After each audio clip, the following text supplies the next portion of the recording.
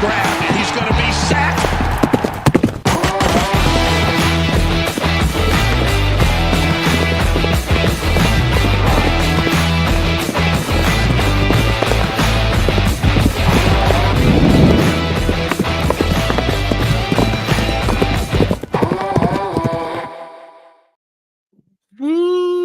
Let's get it, baby. Welcome I should shotgun this beer. 4. Let's go, everybody. We have a wonderful episode for you guys tonight. So y'all be sure, join the chat. This is going to be fun.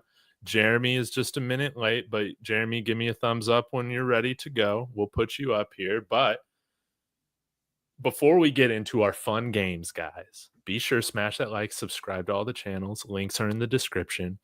And before we get into our games, we got some funny news to talk about, man. Russell Wilson exposed, suing the Broncos for what? Oh my God. We're going to talk about this a little bit, then get into regular Broncos talk. But, Mark, you volunteered as tribute to kind of break down this situation for us. I find this hilarious, but if you're not familiar with it in the audience, Mark, break it down for us. Yeah, man, crazy. Just as we just finally got over all the cap situation with him and getting him off the books and finally moving on after what ended up being a terrible, terrible divorce between Mr. Unlimited himself and the Broncos. Well, a report came out today from Pablo Torre that talked about before the Broncos made a trade for Russell Wilson, right? So there was kind of according to Russ, there was some negotiations talking about how he wanted and he had requested a 7-year fully guaranteed contract of $50 million a year, which would have been a 7-year, $350 million contract. And he wants it fully guaranteed. And apparently he thought the Broncos said sure. And then once he waived his no trade clause, went to the Broncos, then he said that the Broncos apparently got cold feet, which is just absolutely psychotic. Anyways, long story short, we didn't get it. We didn't give him that. We still gave him what ended up being a terrible contract that we are, in the last year of having to deal with after 2 miserable seasons here. But it's funny, man. I look at it like this dude, something's got to be wrong with Russell Wilson. Like, I'm all for the positive thinking and, always trying to be optimistic, right? I think it's a beautiful thing. But sometimes you got to live in reality. Russell Wilson hasn't lived in reality in God knows how long. This guy, just as early as, what's today, Tuesday? I think on Sunday or on Saturday, he was talking to the New York media somewhere after some event. And he said that, what's the receiver's name? I always do this. Malik Neighbors. Yeah. He said, Malik Neighbors is the main reason I chose to come to New York. Let me give you some breaking news, Mr. Wilson, Mr. Unlimited. Nobody else wanted you, dude. You didn't have a choice. You just went to New York because everyone else said you suck. You know what I mean? And yeah, I don't know if it's Sierra's fault. I don't know if it's the CTE. I don't want to go down that path. But Russell Wilson's a little bit out of his mind, man. And he got Sierra's goodies, right? But George Payton, even though he gave him a bad contract, he said, not my goodies to Mr. Russell Wilson himself. So that is the Russell Wilson story. If you guys have any comments or anything that I forgot to add, please let me know, or obviously join in the comments and let us know what you guys think too. But yeah, Kodiak, what are your thoughts on this? Then we'll get to Jeremy's. Man, this is just absurd. When I think about the Russell Wilson tenure with Denver, it's just all been a complete mess. Like, the most exciting part about trading for Russell Wilson was the day we traded for him, and it's just been all downhill since then. Obviously, we were going through a lot of turmoil at the time, and obviously, we were going through an ownership sale and whatever, and the Bolins didn't want to have to shell out like $350 million because, when you sign people to those guaranteed deals, you do have to put it in escrow. So I don't think a family on the way out ever would have signed off on that. But, man, he said that the Broncos got cold feet. I mean, if they weren't going to pay you that, who was? Like, who was, honestly? And, this is part of the reason. There have only been 3 teams that reportedly were in on Russell Wilson that offseason, and they were the Eagles, the Commanders, and the Broncos. And all these teams are in such a better place now than, even we were when we traded for him. And The Eagles and Commanders obviously made the championship last year. So, man, it just shows how much of a mess that this has been. Once again, I'm all a part of I like the positive thinking. I get it. But he is a walking, talking brand. And it's just like all the stuff that he's did last year, the smear campaign, like big, mean Sean Payton benched him and then led the Broncos to the playoffs. Yeah, I don't know. It's just been a wild ride, to say the least. Now we're off of Mr. Unlimited Lid's wild ride. And maybe he is electric with Malik Neighbors for 4 weeks before he gets benched for Jackson Dart. So, yeah, that's all I have to say. Jeremy, what you think, man? Mr. Delusional. Delusional. Dude. Insane asylum. Let's ride. Yeah, I don't understand, dude. Like, I mean, I guess you can ask for whatever you want, right? Like, I would like 350 million guaranteed at my job too. Why not?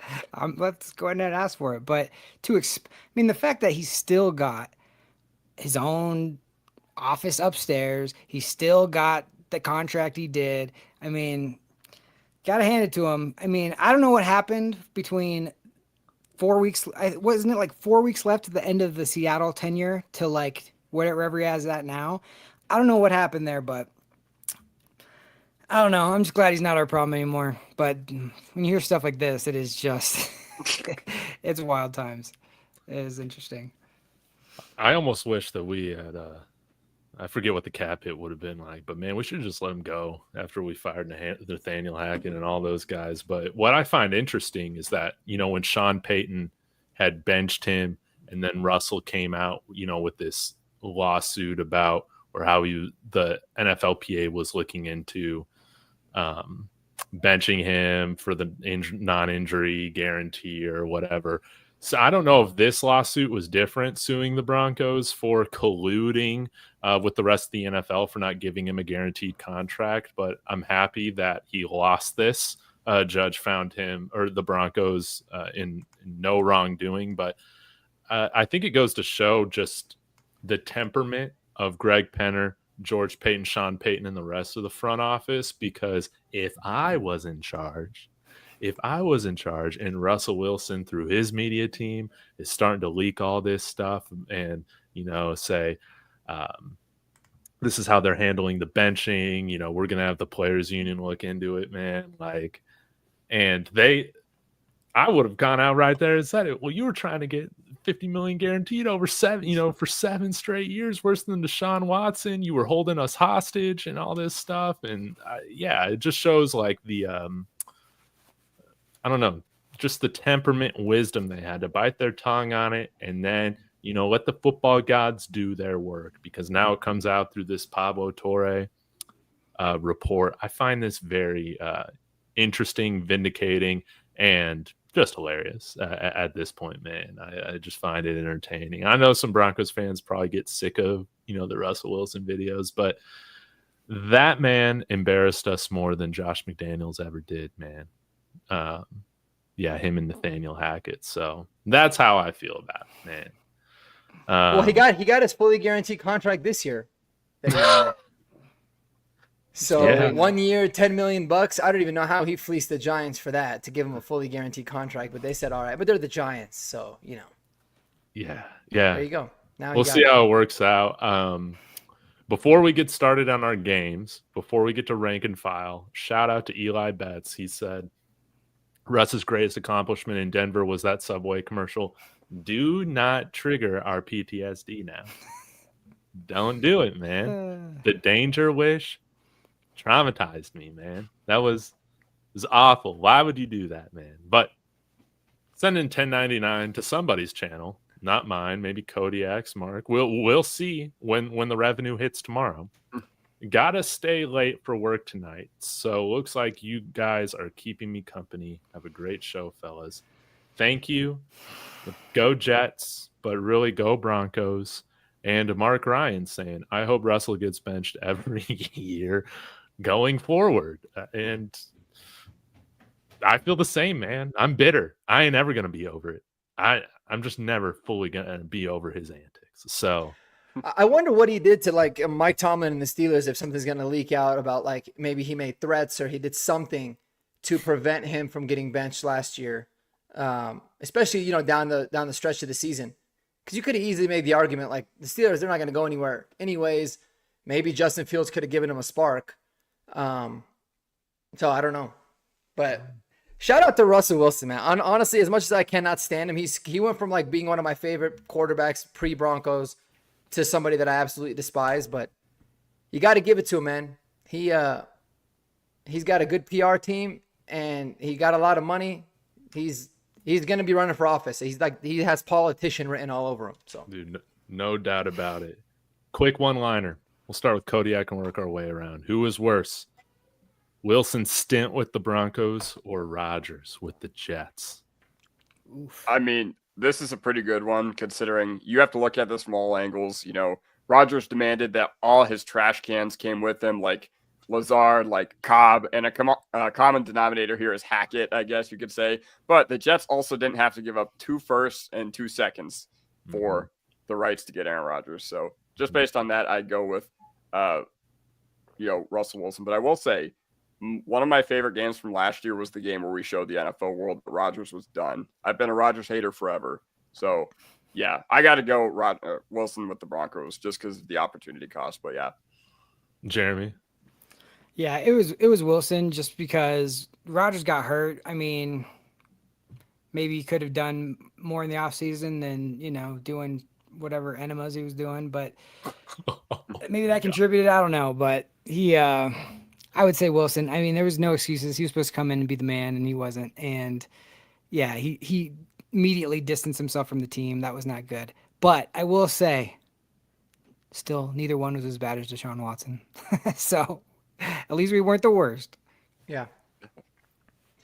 Yeah, it's got to be Aaron Rodgers, man. No doubt about that. No, sorry, Russell Wilson. No doubt about that. I mean, Aaron Rodgers, just like y'all said, they didn't give up as much financially with draft picks. And at least to Aaron Rodgers' credit, like when they were bad, he wasn't delusional. He talked about how much they sucked. He took accountability.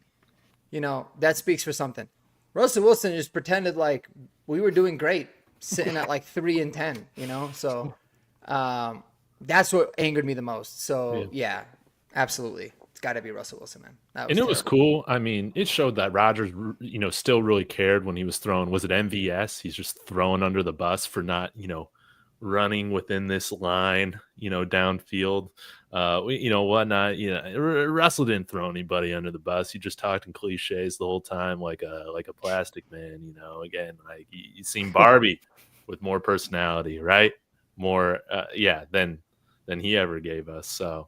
Yeah, Russell. Have you guys ever seen a professional athlete just take an absolute like verbal beatdown and just sit there and take it, like you did with Russell Wilson? I've never seen anything Super Bowl like that. champion too, which is even more crazy. And a Super Bowl champion, where I know it's definitely true. Nobody showed up to his birthday party now, right? Yeah, for sure. Yeah. But I'll never forget. Like I'll never forgive the local and the national media how they're spinning it, like defending Russ. Like you don't speak to somebody like that, like making it seem like he was the victim and all of this when like there was so many things that like him and his camp were doing and leaking, and that always really irked me a lot too, because it's like, listen, he's a grown-ass man. He could have given it back to him. You saw Bo Nix did it as a rookie, and Sean Payton was loving it. And so it's crazy how it came full circle. That's why you don't draft short quarterbacks, man. They got the Napoleon syndrome or whatever you call it, man. That's just what it is. So Shall we move on to the games, guys? Let's do it. We got Jeremy starting with rank and file, and then we'll move on accordingly. Jeremy, take it away. All right. Yeah, I just wanted to second that on Eli's super chat. That is very generous, man. That we appreciate you being here every night. That is awesome to see. And then some of the cringe stuff. High knees was maybe the worst. That was on an airplane. That might have been the ultimate. That was. I think about it every time I go on a plane, though. You should do the high knees as going to the bathroom. I'm like, you know what? That actually kind of sounds nice. The thing I never took Aaron Rodgers too bad before was at least he made fun of Travis Kelce a good amount. So I'll let him slide on that one. All right, rank and file. I have a new game. We're gonna rank a few different questions. My first one I got for you. I picked 7 players on the Denver Broncos, and I want the guys to rank them 1 through 7 on their importance to the team. So, I sent this to him earlier. That way, because it's a little complicated. I got Patrick Surtain, Bo Nix, Zach Allen, Nick Bonito. I put RJ Harvey and Cortland Sutton. Let's go Kodiak. We'll go counterclockwise to start it. Okay. All right, so remind me. PS2, Nix, Benito, Harvey, Zach Allen. Who else? Benito, Cortland, Portland Sutton, Garrett Bowles. and Garrett Bowles. And I Okay. didn't say I'll Garrett Bowles. text you the list again. Okay. Now I think I got it from here. So, I would say that PS2 is still number 1, like just because he flat out is, the most valuable non-quarterback in the NFL, or at least he was rated by PFF as that. Even though they, for whatever reason, said that Sauce Gardner was a better cornerback, they were just like, "Oh, PS2 is the best, most valuable non-quarterback in the NFL." So that didn't make a lot of sense to me within their process. But 2, obviously we got to go Bo Nix. I mean, we've seen that if you don't have a franchise quarterback, you have nothing. How many years did we try to talk ourselves into Case Keenum, Teddy Bridgewater, all those retreads, and we were just like, all right, whatever. We'll find an answer later on. The rest of this team is so good, and we probably just massively overestimated the talent level on this team as well. Number 3, oh man, I think, okay, Zach Allen here. The reason I go with Zach Allen as one of the third most important on this list is because he just eats up so much and he makes life easier for all the edge guys. And, coinciding with that is Nick Bonito. Now, what I will say about Bonito is that even though he did have a lot of his production, in abnormal garbage time situations, I will say the 2 plays that he made last year that were the biggest plays of our whole season, like they were not sacks. They were pick sixes. So yeah, then I go number 5, probably Garrett Bowles, just for holding down the blind side of the Denver Broncos down for so long. I remember so many people were so mad after we took Ryan Ramczyk over Garrett Bowles. But guess what? Now Ramczyk's out of the league. He retired because of his cartilage injury. John Elway masterclass, baby. Yeah, exactly. And while you can't predict something like that, and yeah, I know Ramczyk was an all-pro really early on, I think we've made it out pretty well with the Bulls pick. Number 6, I'm just going to go with RJ Harvey here because now he's the future. Yeah. Right. Sorry, you're at number 5. He put Benito. Yeah. Oh, you already put Benito. I'm sorry. Okay. I'm sorry. I'll shut up. No, you're good. You're good. Number 6, I'm going to go with RJ Harvey because what did we see last year with our offensive line? We saw them opening up holes. What did we see with our running back room? Them not taking advantage. So now that you have a guy who can not only, take advantage of the holes that we give him, but catch passes out of the backfield, I just put him at number 6 because we simply haven't seen him yet, but I could see him very early on becoming a huge focal point of this offense. And then number 7, we go Cortland Sutton. And that's not to say that he's not an important piece of this team, but I feel like the Broncos are much more equipped now if they were to not have him for a game or 2 than they would have been the past 2 years. If we had not had Sutton for the past 2 years on any given week, I don't even want to know what our offense would have looked like. And he has a knack for making the easy stuff look hard and the hard stuff look easy. But still, huge chemistry up with Nix. I think, he kind of knows his role now where, he is, still the number 1 guy in the passing game. But we'll see. I think he knows that his clock is kind of ticking there. But yeah, all very important dudes. But that's just how I rank them. Awesome. David? Okay. Any changes? Yes. I'm making some changes. So I'm projecting out a little bit, but here we go. You want to Number put 1 Kodiak's up? I put it in the chat for you. Sorry, you can put it so that they know how he ranked it. Oh, yeah. Good stuff. Thank you. I'll put that up there. So mine's going to be a little bit different, projecting out a little bit. Number 1, it's going to be Bo Nix. Self-explanatory quarterback. I don't really need to say much past that. Now, number 2, this is where things get a little weird. Maybe. I'm going to put RJ Harvey at number 2 because we didn't have a run game at all last year. We had the worst run game in the NFL from our running backs. RJ Harvey completely changes the dynamic of the offense. It gives us the ability to not have the most 3 and outs in the NFL, right? Not be a one-dimensional offense. I'm putting RJ Harvey there at number 2. Am I a little bit biased towards the offense? Sure am. But number 3, I'll put Pat Surtain. It's always great that you got a guy that you know can lock down the primary number 1 weapon in each passing attack that we face. That's crucial. Number 4, Zach Allen. Number 5, Nick Benito. So then number 6 and 7, it's Garrett Bowles or Cortland Sutton. I'm going to go with Garrett Bowles being the left tackle at number 6 and Cortland Sutton at number 7. I will say honorable mention to Evan Engram. I might have him higher than number 7 or 8 if he were part of this list. I thought about putting Quinn Miners on there too. Ooh, that's a good one. Wow. Yeah. Because a lot of people think he's our second best player on the whole team. So That's true. Yeah, thanks for siding with me, Eli. I appreciate it. No, you're not allowed to do that, Eli. You sided with one person on this entire panel, you pick who wins. and that is me. All right, Mark, what do you got? I'm actually a little bit surprised. We kind of differ quite a bit. I was shocked by a few of the first rankings. So I have, obviously, without a doubt, by a million feet, head and shoulders above anybody, is Bo Nix, number 1, for obvious reasons. You don't have Bo Nix, you're probably winning 3 or 4 games this year, maybe 5. And it'd be better off if you did, to be honest with you. Mm-hmm. Quarterback, it always starts there. Football is won and lost in the trenches after the quarterback. And so if your quarterback's the most important, the number 2's got to be the guy protecting his blind side, and that is Garrett Bowles. We do not have somebody behind Garrett Bowles that you're confident, right? You want Matt Pert? David? Huh? No, you want to see Frank Crum? You want to see what kind of progress Frank Crum has made? Absolutely not. Garrett Bowles is without a doubt the second most important. We're going to keep it in the trenches because as much as I love me Patrick Surtain, and he is definitely the best cornerback in the NFL, no doubt about it, Zach Allen's got to be my number 3. Because Zach Allen makes this entire defense go with his work and his ability to stop the run, his ability to get after the passer. He creates one-on-one, so he makes Nick Benito better. The pass rush is better, and as a result, the secondary is better. I love corners, but cornerback is a luxury position. It is only important if the rest of your defense is good. If we couldn't rush the passer, doesn't matter who you got covering.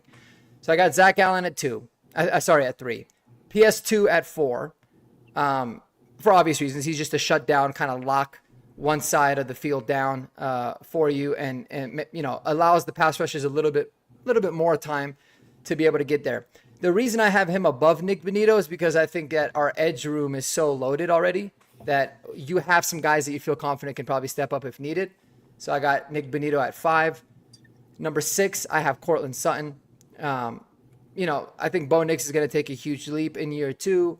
Having his number 1 receiver is going to be, really important. Cortland Sutton's obviously very important for what this team does, but with the development of the young guys, with the addition of Evan Engram, we shouldn't need to rely on him too much. I think we'll be able to get away with it this year. And then number 7, I have RJ Harvey. You just don't know what to expect with him. And by signing J.K. Dobbins, I look at it like you at least know what the floor could look like in your running back room. So if RJ Harvey works out, which I think he's going to be a beast, great. If not, it's basically the same room we had last year, but with J.K. Dobbins, who's a pretty big upgrade leading the way. So that is my list.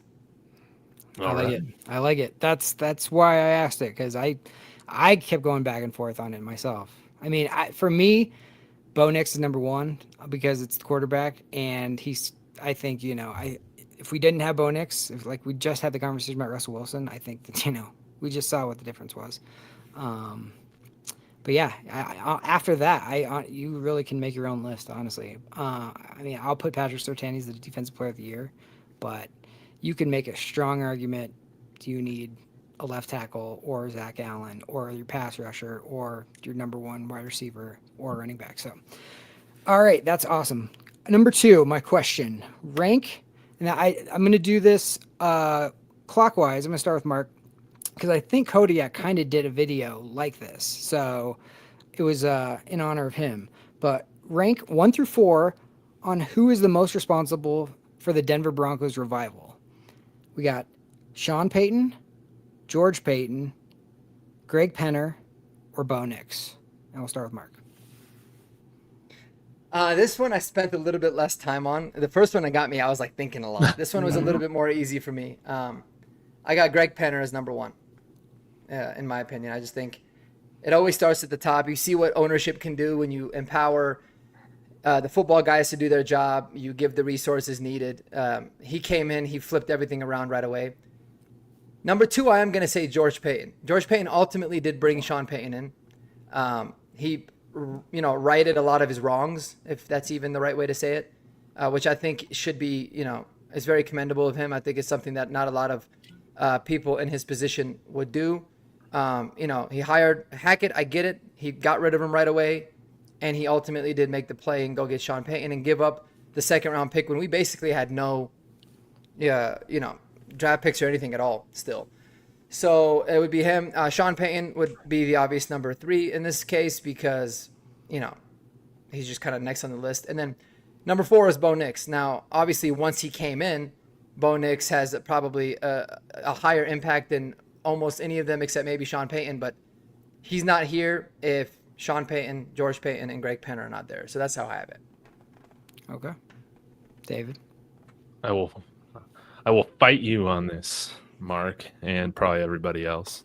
But I'm going to give the most credit to the number one star of the show, our coach with a huge ego, but I love him. That's how you want to have it, is Sean Payton, man. This guy came in here, completely changed the culture now. Does that have to do with Greg Penner as well? But you can see, even if you're willing to spend all that stuff, you got to find the right coach to make it happen.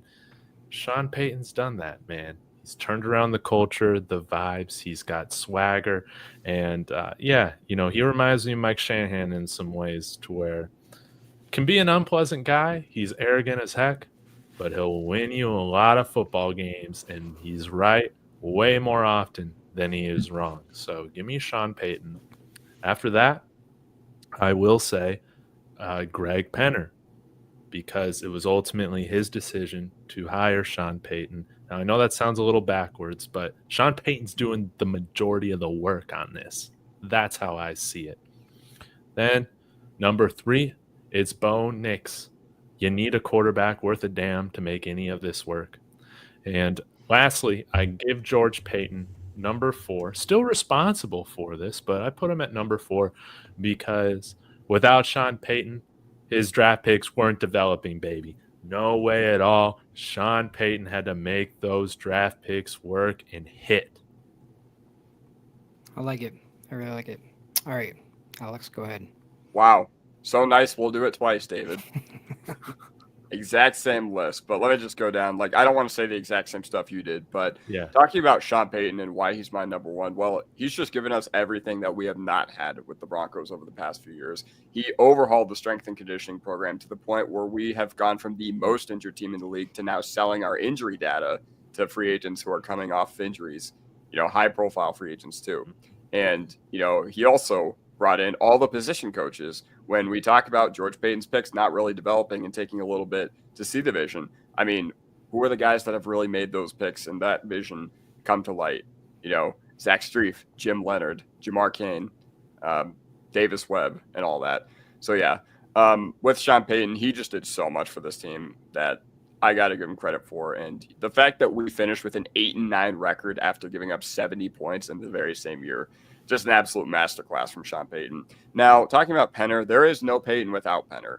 And he forced George Payton to trade assets for Sean Payton as well. But, he's willing to put in the work. He's willing to invest into the team and, get a better product on the field as a result. Obviously, with our new facility coming. But also, during the year, they're willing to spend thousands of dollars just to make sure the playing surface is safe for the players as well.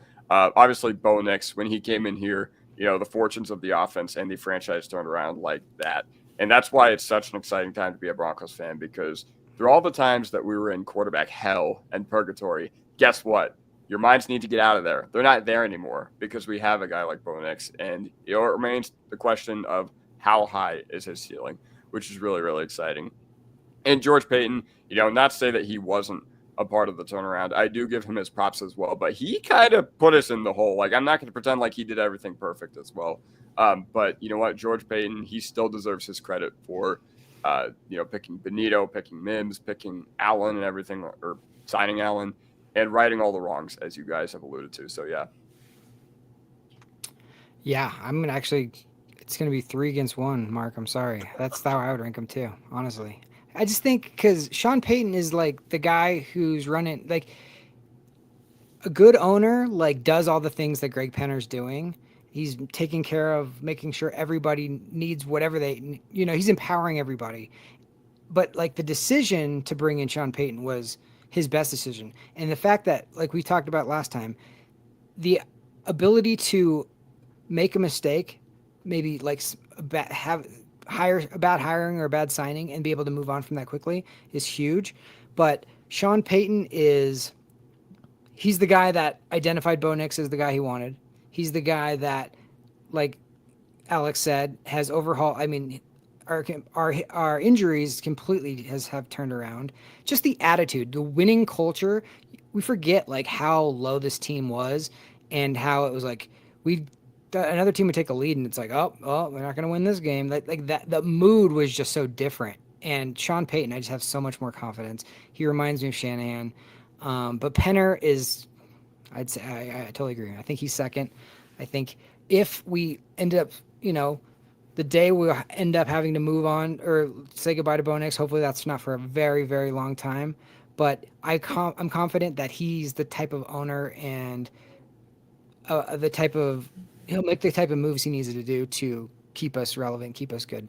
And George Payton, and then Bo Nix, obviously, just his leadership on the field. I mean, he's everything you want in a franchise quarterback. We're just so lucky to get him. And George Payton, he's the one guy who he has done so many good things. I just think, like, if you were to lose one of the four, he's probably the easiest to lose and still be okay, just because you have a good foundation otherwise. But he's done so many good things. I mean, I at this point, I'd give him a B+ for his tenure. So I have nothing negative to say about him. Well, very little negative to say about him. All right, let's go to number 3. Question number 3. We're gonna rank 1 through 4. Now, this is gonna be interesting. I'm gonna do Mark last, just because I know this is probably like his thing. So like I know he's probably saving up, but I want you to rank uniform combinations, but these do not exist. Okay, these are not your favorite that you've seen. These are 4 that we've never seen. So the first will be the all orange tops, orange pants, white helmet. Usually they'd wear the navy. You got the all white everything. I want white jersey, white pants, white helmet. Then you have the all midnight everything. Blue helmet, blue jersey, blue pants.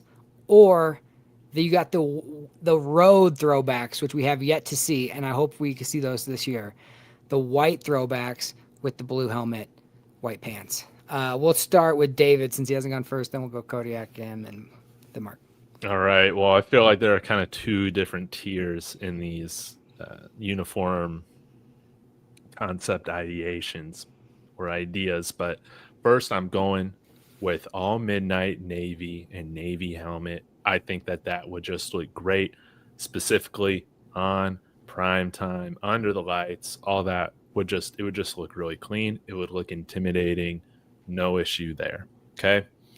Secondly, not a huge fan just in general of just like one primary color throughout, but I do think the all white throwbacks with the throwback blue helmet would look really nice. Again, you got the numbers, they would be outlined in blue, I think. So those would pop, I think, pretty decently, although I would prefer maybe blue pants with that. But anyways, we're moving on.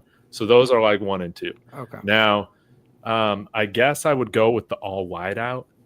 That would be kind of interesting with the snow cap helmet, because I think all orange with white helmet is way too much orange. That would be disgusting. Orange pants, orange socks, and an orange jersey is just, that's That's garbage. That is nasty. I would hate watching it. It would remind me of like those Seattle Seahawks like lime green uniforms that they've done. The color rush just atrocious on television, and yeah, not doing that. So honestly, give me those three options outside of the all orange. Kodiak. All right, so number one, I love all white. And I don't know, there's two iterations here because if we're talking about the throwback jersey, like it'd be hard for me to not get really, really excited about that because I think that would be one of the best like white uniforms in the league. Mm-hmm. Obviously, these are one of the best home uniforms in the league. The one Riley Moss behind me right there, I think those are flat out some of the best in the league. But then you put a white version of that, like I don't know, I'd just be so excited about that. And then number two, like I don't know, just going off that, I think the all white. That'd be pretty cool too. Like, even though, we're not talking about the throwbacks anymore, but the all white, that sounds sick. I'm a sucker for, like all white with white helmet. It reminds me of the Saints. It reminds me of the Bengals when they have those uniforms as well. And, all midnight navy, I don't have anything against the midnight navy. I just think that they looked a little odd with those helmets that we wore. We looked like stormtroopers, to be completely honest, I thought, against Cleveland. Especially for me, I was sitting in the 500s in that game. I was like, these dudes' heads look ginormous. I thought they looked like bobbleheads from my vision all the way up there in the 500s during that fateful Monday night. And then, I don't know, just all orange with white helmet. I just think it's a little too much. Okay. Orange, it looks fine on teams like Texas, Tennessee, Syracuse. They all rep the orange really, really well. And the Broncos obviously do too. But throwing a white helmet on top of that, I don't know, man. I don't know how I feel about that. I think when we did the all orange with the like D helmet that was like darker a few years ago, it did look pretty nice. Yeah. But with the white helmet, I'm just like, man, and I got to assume that the other team would be wearing white jerseys too. I just feel like it wouldn't look that good. All right, Mark. All right. Yeah, I love this one. You know me and my jerseys, man. This is my thing. I think the all white throwback would be ridiculous. I have a feeling they're going to release it this year. I hope so. It'd be so pretty. Yeah, everything about that would be perfect. Number two would be the navy, the all navy with the navy helmet. What should be the new Broncos home jersey all the time. I love the all navies. I think it looks tough, mean, looks good during the day, looks really good in prime time. Yep. So I'm a big fan of that one. Yep. My number three would be the all white with the white helmets, just the full white. Did that combination in Madden a couple days ago. Looked pretty nice. Yeah, looked pretty cool. It's like a whiteout thing. I kind of like the whiteout trend. My personal favorite's the Cincinnati Bengals all white. I think it looks pretty sweet. But I think the all white is dope. And then the one that I would like the least for sure would be the all orange with the white helmet. Now, oddly enough, the orange with the white pants and the white helmet actually looked really nice, I feel like. But the all orange, I've never been a big fan of, going orange tops and orange bottoms. So that's why I have it last. Yeah, I'm with you. That helmet that's right behind you, the throwback white helmet would be an interesting look with the all white jersey too. It would be. All right, well, that's it for. I think I'm pretty much down the line with you, Mark, on that one. I think I'd go throwback, blue, white, orange as well. You know what I'm gonna do? I'm gonna go buy that shirt you're wearing right now. I think it's sweet. Yeah, it's very nice. Yeah, I may or may not copy it. This is the coach's sideline gear. I saw. Man, and it's you know who it was? Was it VJ? Sorry, go ahead. I cut you off. I don't know. The one I noticed who was wearing it was Dave's Webb. He had it on one of the games, and I was like, "Ooh." Sorry. I feel like VJ always got the fresh gear on too when he comes to like the pressers, and then I always like George Payton's quarter zips. Exactly. I'm like, damn, and you can't find them in the stores. I'm like, these guys just probably get them like custom for them or something. No, you know where you can get them actually. Rally House has like 3 or 4 of the quarter zips, but they're like $90 a piece, or some are like 120. They're crazy expensive. Doesn't shock me. Yeah. Yeah. You said Rally House? Rally House. I didn't even know what that was, and is it a drug treatment place? It might be. But I've got a couple things on Rally House. Yeah. On Code, me and Alex' side of town, there's a Trader Joe's right down the street, and they just built a Rally House right next to it, and I didn't even know what it was. and I went to go to Trader Joe's with my daughter, and I was like, what the heck is Rally House? But they had like a big neon sign that said like Broncos in it. And I was like, what? So I looked it up, and I was like, oh, this is Sports Pro. I was like, let's go in there. And Is it they had Rally some, like the city? rally, like a Oh, rally. Yeah. that's so funny because there Like a is rally the cat. the Rally House is a very popular drug treatment center. So I'm like, they Oh, sell stuff really? at the rehab clinic? Yeah, I used to work in that industry, like in the medical space. So I Oh. remember that name. And then I heard their commercials, but I'm like, that's kind of strange. But Rally House, got Yeah, it. Rally, Okay, not cool. Raleigh. That's good to know. Yeah, Website. yeah, they got a bunch there. Not, they can sponsor us if they'd like. We wouldn't. Yeah, mind. hell yeah. Shout out to Rally House. All right, well that's it for me. Thanks, guys. That was awesome. That was Nice. great. That was great. Kodiak, take it Yeah. away. Yeah, what's up? Welcome back to Kodiak's Kryptonite or Kodiak's Crystal Ball, whatever you want to say. So, with these three handsome gentlemen that surround me on your TV or computer or your phone, wherever you may be watching, first of all, make sure you subscribe and hit that like button and share it with somebody else, no matter whose channel you're watching on. We all greatly appreciate it. Second of all, what I am here to do for my segment is I am here to ask each of these guys individually how I think, or I'm going to ask them about upcoming contests that we have this year. And I'm just curious to see what they have to say about this. And, you know, when the schedule did drop about a month and a half ago, I did a video with Mark and Jeremy. So I kind of know what they're thinking, but we're going to have David go last year because I want him to get me bricked up. That's all I'm going to say. All right. So, Jeremy, you can start with this one. Okay. All right. The matchup I got for you that I want to ask you about, how do you think it's going to play out? What do you think you're going to see from us and the other team? How Yeah. do you think it's going to go? Week 4, we got the Cincinnati Bengals coming in here on Monday Night Football. You know, primetime heater early on in the year, rematch from the Marvin Mims miracle game from last year where we ultimately couldn't put it away in overtime. What you thinking about that matchup as of right now? I want this to be the Riley Moss revenge game. He was coming off an injury. He had to go against T. Higgins. It was like, man, it was baptism by fire coming back from that injury, which is, if I watched the highlights again of that, and that knee injury looked so bad. That's the game that I'm very excited to see. They paid all the money for their offense, and we have gotten a lot better even on defense. So if we're healthy going into that game, I think our defense is gonna be licking their chops to trying to get after Joe Burrow and those boys. So I like our chances on that one, honestly. I think if we can put up into the 30s, even high 20s, I think we're gonna win that game. I do, and I think Bo Nix is. I think. As much, I don't think he's scared. You know that he can feast on Cincinnati Bengals, and I don't think those were fluky passes. That Marvin Mims catch was a thing of beauty too. So yeah, I'm excited about that game. It was. Mark, any thoughts? No, I agree. I think this is the revenge game, in my opinion. This is when you're going to see the impact that Jahdae Barron will have on this defense. How we can now cover everybody anywhere. Regardless of if Riley Moss is injured or not, we're going to be able to match up with guys, with teams specifically like that got elite, elite wide receivers, a really good productive tight end that absolutely demolished us last year in Mike Gesicki. So I think we match up a lot better, and overall, we're at home, so I like it. Nice. David?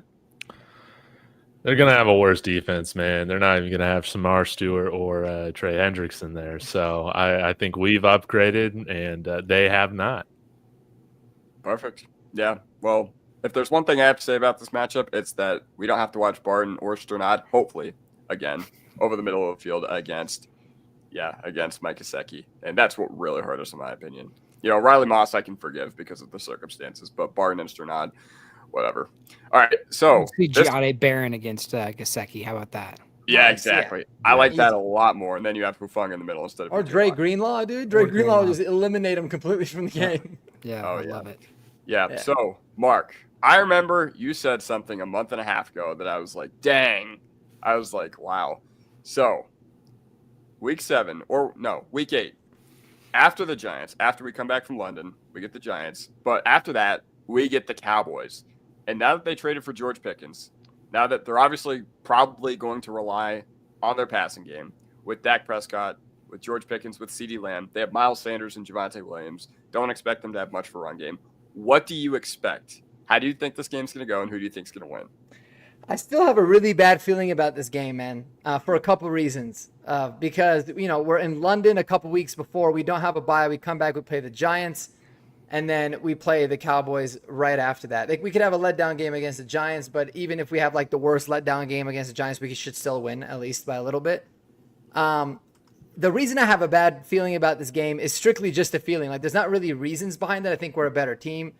Even though I think the Cowboys will be a lot better with like a healthy Prescott and all that. But the last time the Cowboys beat the Broncos, I was 2 years old. All right. That was 31 years ago. So I feel like at some point, like, they're just due. It's just a bad feeling. But overall, I mean, I love it at the fact we're at home. So I think, the addition of George Pickens doesn't really scare me at all. In fact, it's just more drama for Schottenheimer and that whole organization to deal with. And CeeDee Lamb, I think, can get taken care of by PS2. So I like the matchups that we have, but I think it's going to be a grinded out game. They got a tough defense. Like I said, the team's going to be in a really weird part of their season. So, I want to switch it. But I don't want to sound too much like a homer. I'll stick with my initial prediction. I think the Broncos end up losing on a Brandon Aubrey 71-yard field goal because he'll make it from 71 here. Oh my God, that's funny. Well, if you're gonna lose, may as well be in like amazing fashion where it's just like, all right, you got to tip your cap to the other dude.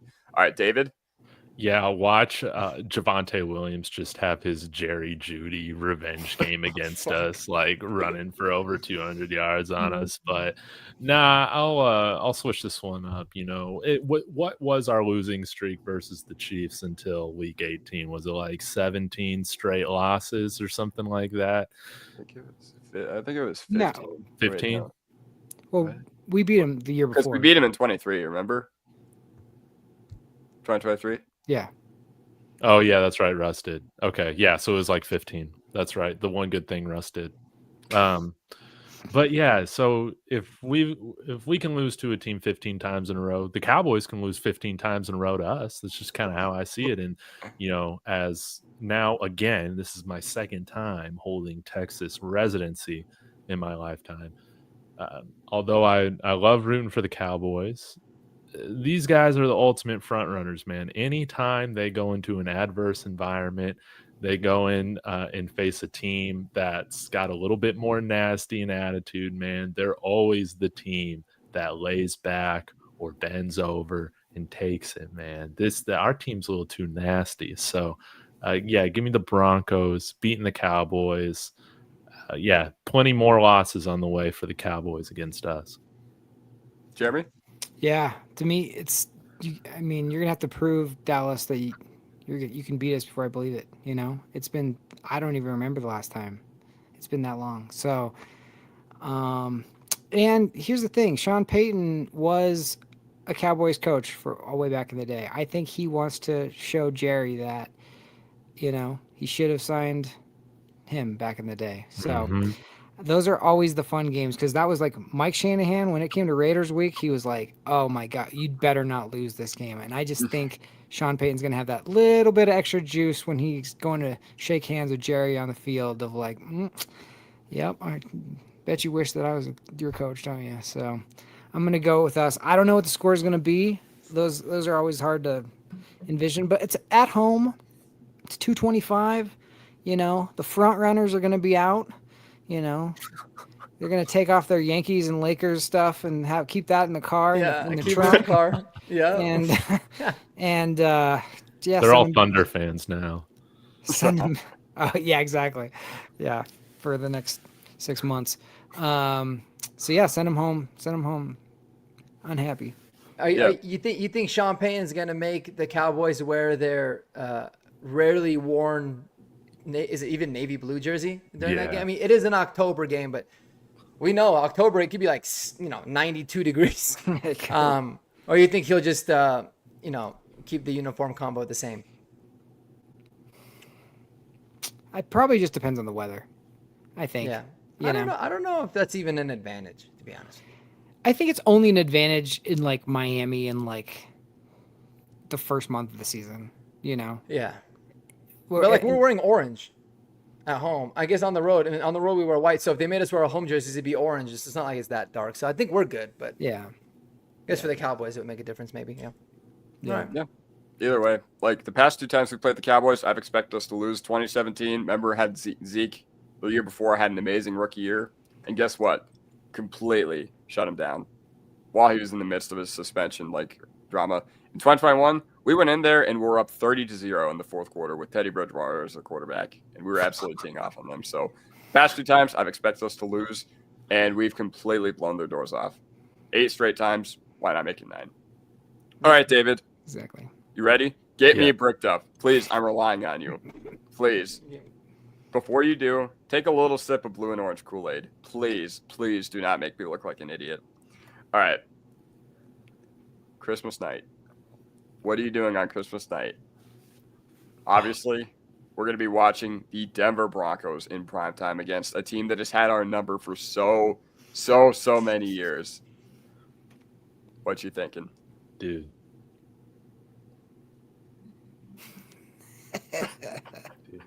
He's got props. Dude, the Chiefs are the most overrated team in the NFL. They suck. They lost so many good pieces. They're the most overrated team out there.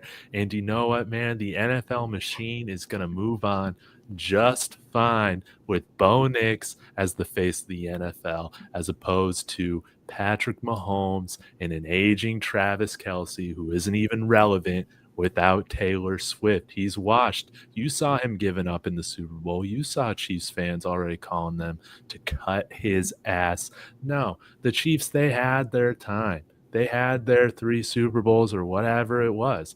They beat us 15 straight times. But this is now our division. We're going to win this division, and we're going to give the Chiefs and Patrick Mahomes all the coal that they deserve for cheating the NFL, man, for cheating the rest of us, man, having the refs on their side, all these things. We're going to get it done, and we're going to beat them so good that the refs aren't even going to be able to help, man. Our pass rush is going to be insane.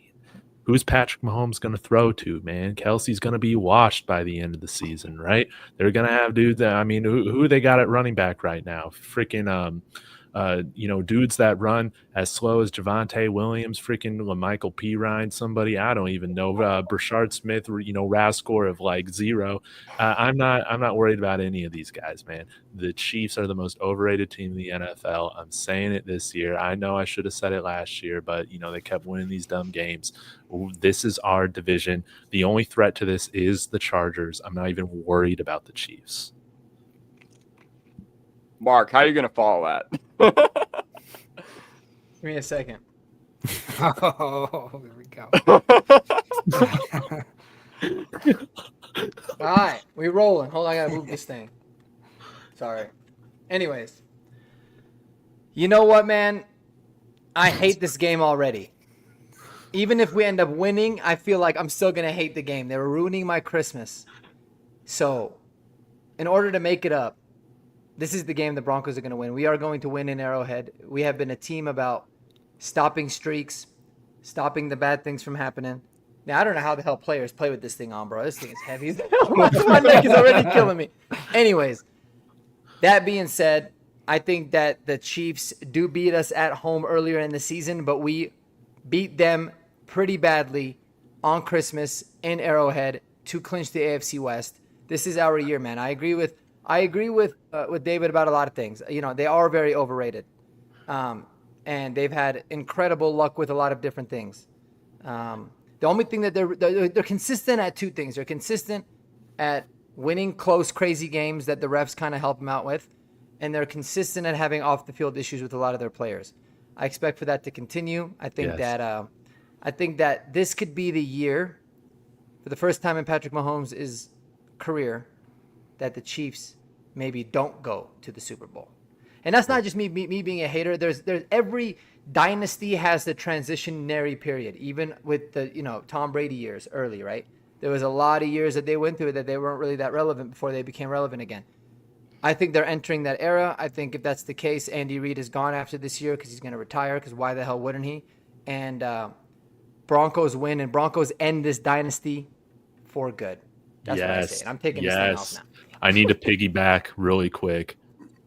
Rasheed Rice is going to be in jail by the end of the season, man, by week 17. Let's just be honest about it, man. He's going to be in jail. He's going to be doing some time or serving a suspension. But, I like the idea of jail. Yeah, man. Well said, Mark. Well said.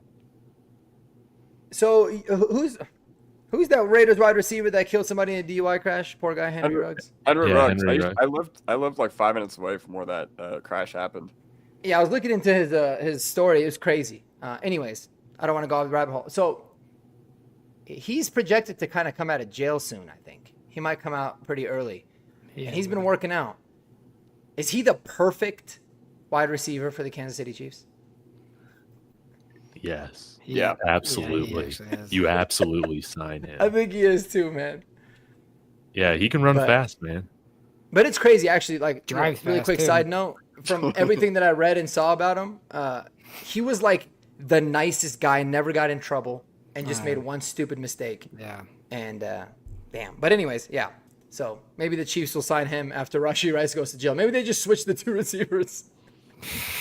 they do a deal with the local county jail there in Vegas. It'd be pretty funny. They're just Yeah. passing each Yeah. other on the highway. Yeah. Those two. Yeah. Exactly. Yeah, Oh, man. Anyways, the ADD's kicking tonight, so my bad. that's okay. I was Did you ever- I was gonna put the helmet on for the thumbnail, but Mark took his off. So I'll put the finger on, or else I'm not gonna be able to hear you guys. So Oh, I can put it back on for the thumbnail here. Oh, you yeah. put it on. Okay, hold on, I'll get it. I Yeah, got we you. can get a nice little group photo here. Yeah. But Yeah. yeah, this is am I drinking the Origin Blue Kool-Aid? Probably, man, but I don't care, man. We embarrassed the Chiefs last year, man. And Alex Forsythe just ruined the whole thing. But he's gonna get cut this year. It's gonna be okay. All right, let me get this on straight. All right. Bro, these things are Here's the awful. thing. Here's the thing I like about this Christ, my game neck. is when Bo Nix looked into the eyes of, I think it was the Raiders. I think it was Crosby, but I'm not sure. Yes. And he was all like, "I'm not afraid of anybody or anything." That's the moment when I was like, "Oh, we're coming for the Chiefs. We're not afraid." Like we said earlier, like in the chat, Paul said, Patrick Mahou. That's how I feel. Like it's over. Patrick Pugh. I think the time is done. There's always a Super Bowl loser hangover, and all I want for Christmas is the AFC West. This is the year. This is the night. I don't want it. It doesn't matter about the presents. I want my daughter to have a great Christmas morning, great day. Give me Christmas night. That's what I want. AFC West. I want to clinch it, and I want their time and their reign to be done. And that's how I feel. Man, we all look amazing right now. Yeah, take your screenshots, whatever. I'm definitely screenshotting this on the replay. But when the Chiefs became my least favorite team was when I was 15 years old and they sent out Dontari Poe to do some, I don't know, whatever pass or whatever. That's Just so absolutely stupid, dude. rubbing it in our face. Like, I don't know. It made me so happy that Le'Veon Bell ran all over them 2 weeks later. And guess what? Now we're going to get our revenge this year. We match up with them so well. And guess what? What a way to win in Arrowhead for the first time in a decade, to put the nail in the coffin of the Chiefs dynasty. What's the most ideal scenario, like way to win, in your opinion, Kodiak, that game? Blocked Harrison Butker field goal. Dude, you're not lying. I'm so happy that you said that. 1,000%. How amazing would that be? Yeah, send his ass back to the kitchen. Yeah, Dude, their if backup we center blocked their field goal to win the game. Yeah, and their got him backup back, center gets completely pancaked on like a 35-yard holy chip shot at them. shit. You know Darren Rizzi would be jacked up. That dude is all cracked out all the time. I love it. Like me. I love it. All right, well, thank you guys. That was a pleasure. Yeah, we owe them one of those, so that would be delicious.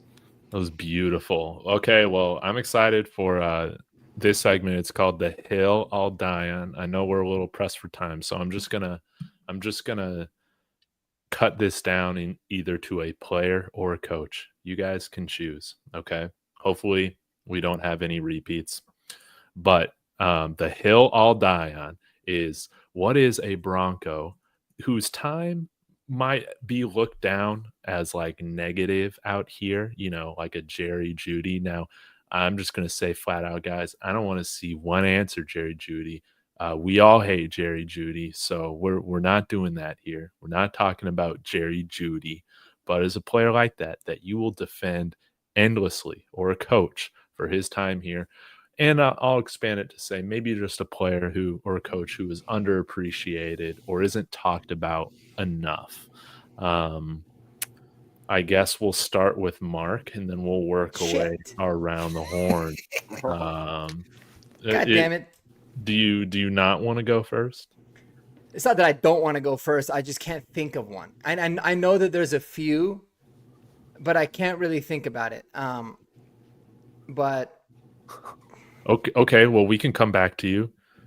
Yeah, if anybody else is ready to go, please. Yeah. Jeremy, Kodiak, do one of y'all have a name? Did one of y'all prep for this freaking show, this professional show? Yeah, I got a name. Go ahead. Okay. All right, listen. I know that when Brock Osweiler left us, everybody was pissed, and they had every right to be pissed. But here's the reality of the situation. Like, the Broncos just weren't willing to offer him anything more than the Texans were. I think the max we offered him was like 3 for $45, which is like pennies for a quarterback now. But I think after Super Bowl 50, Elway should have literally said, all right, we have literally no leverage here. What number do you need? Yeah. What number do you need for us to pay you? And I think, Simeon did great in 2016, and I'm not going to say that Osweiler would have done anything behind that porous offensive line. But listen, Osweiler, he just did what he was, going to do. The difference between our offer and Houston's offer was $27 million, and you'd be a fool to not take it. Now, Osweiler has kind of redeemed himself. Like last year I was at the Broncos Colts game, and he planted the flag at the South Stands and got the game going for kickoff or whatever. Then he actually came back to the Broncos a year later. So I don't know. I don't fault Osweiler for what he did. Granted, when he did come in here with Houston, and I was at that game on Monday Night Football in 2016, I booed the daylights out of him. But I don't know. Let bygones be bygones. That's what I'm trying to say. Dude, that was a great answer, man. I didn't even think of Brock Osweiler, and I might even go as far to say, I think we definitely would have had a shot at repeating had he just been the quarterback the next year, man. Kind of like a Bubby Brister type of thing instead of, but they went with Brian Greasy and we went with Trevor Siemian, whatever. But yeah, Elway screwed the pooch on that one. He did. Yeah. I didn't even realize, David, I didn't even see that you sent it in the group chat earlier. So yeah, the dog didn't eat my homework. I just didn't see it. My bad. I was was I prepped for this? Did not see that. It's okay. I was so worried about the other stuff that we were talking about. Yeah, my bad. In case you guys don't have an answer, I have another one. I got one. I got one. I went to. Go ahead.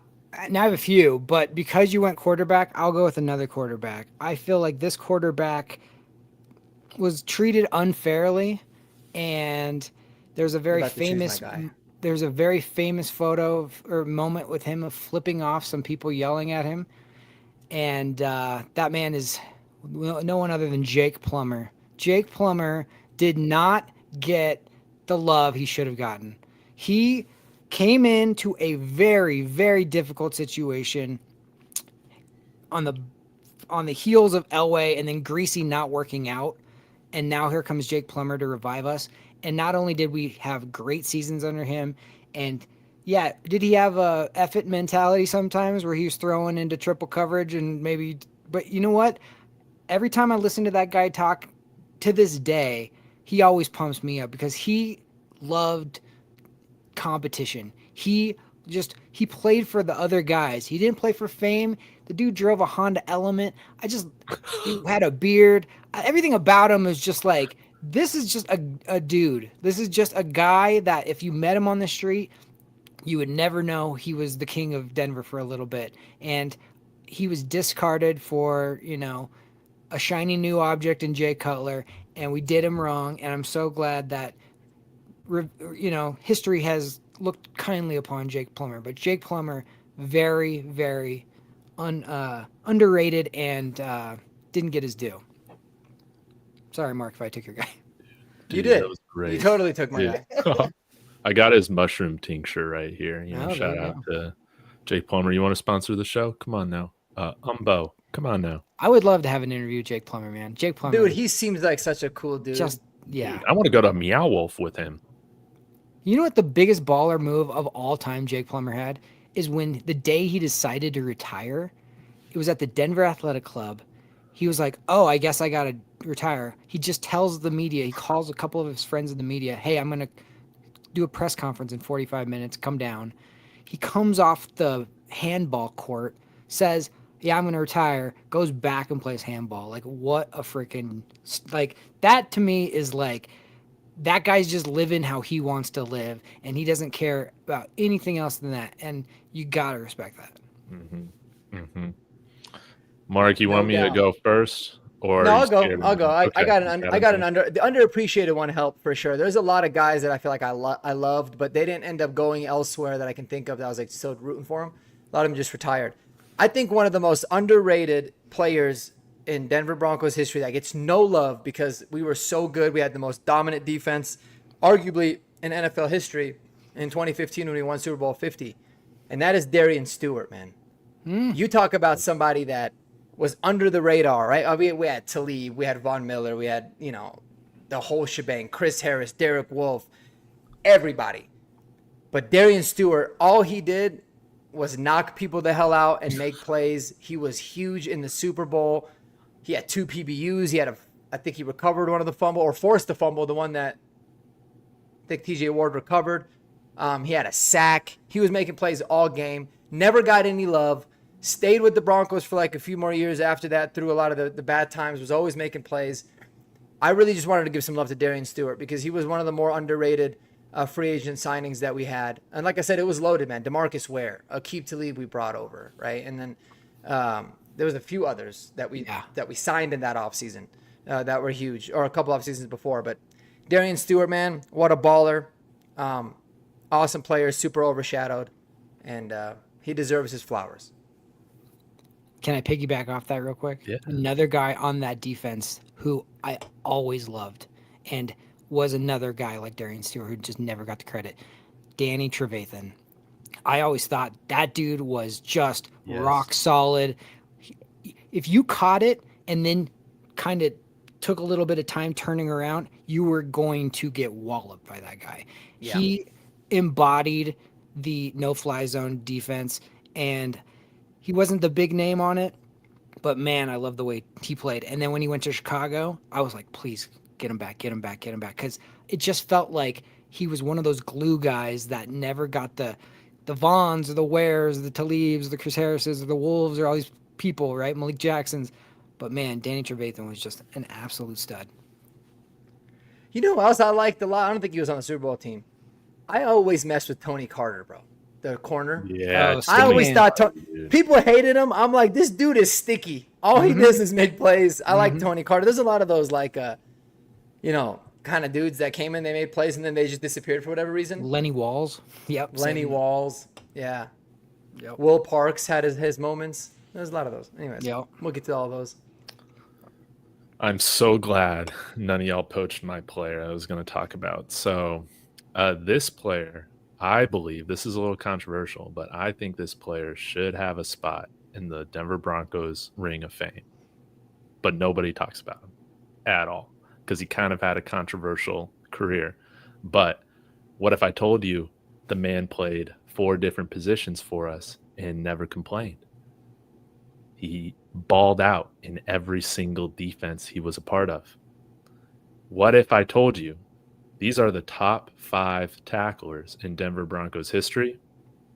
Randy Gradishar, Steve Atwater, Dennis Smith, Carl Mecklenburg, Simon Fletcher with 828 tackles. Unofficial number, but that's what's...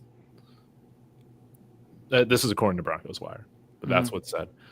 Only 2 tackles less than Simon Fletcher at 826 tackles in his Denver Broncos career is DJ Williams, man.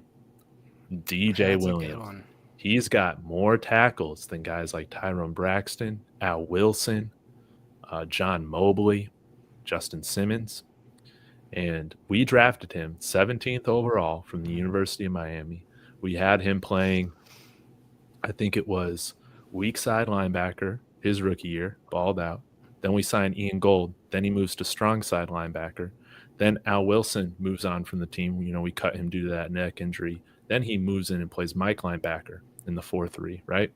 He kills it. Then Mike Nolan comes in, I think it was. Then he transitions to the Patrick Willis inside linebacker role, where he absolutely obliterated it, had well over 100 tackles. Now, the thing with DJ Williams is that the man liked to drink and drive a couple times. And that's what kind of got him in some trouble.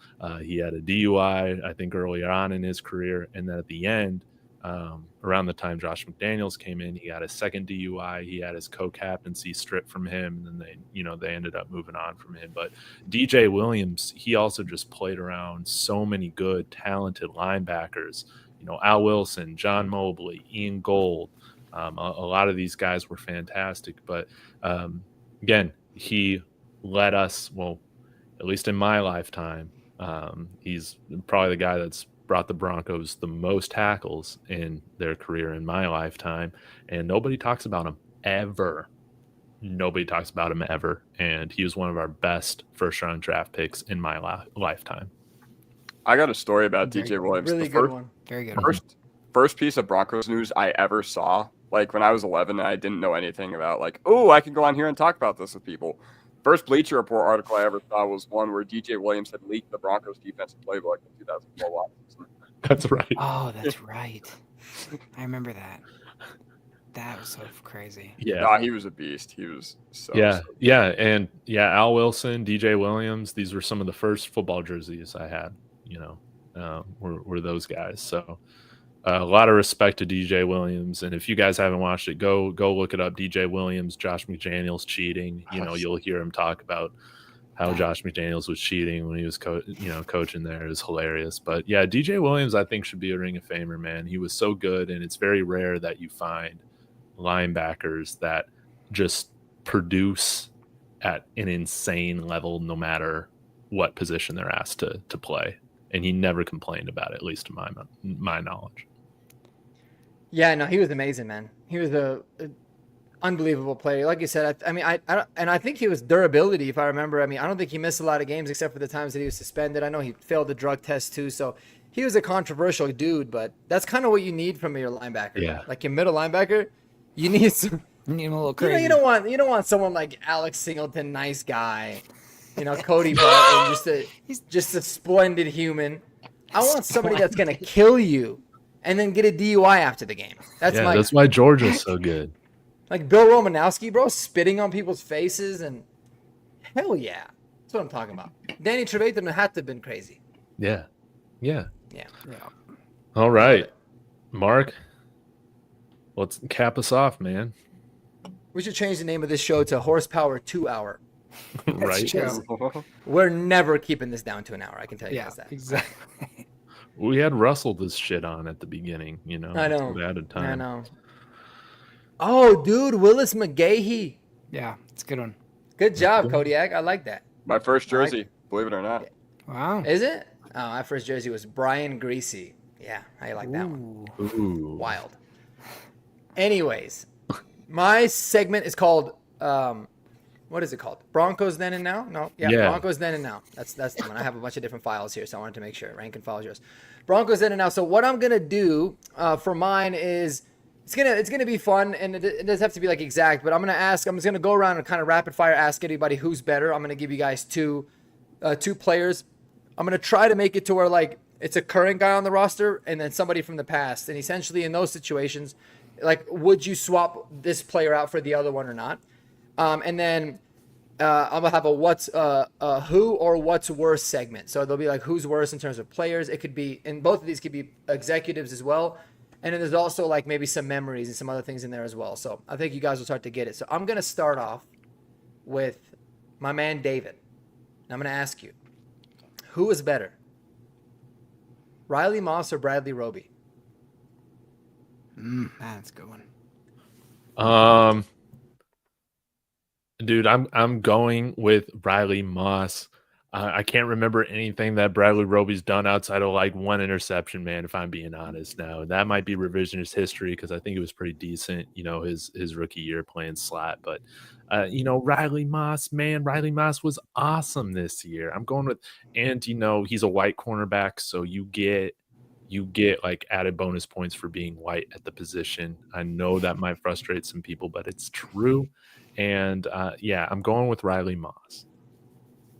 All right, I love it. Kodiak, I'm going to ask you this one, Rand. This is for you, all right? Who's better, PJ Locke or Will Parks?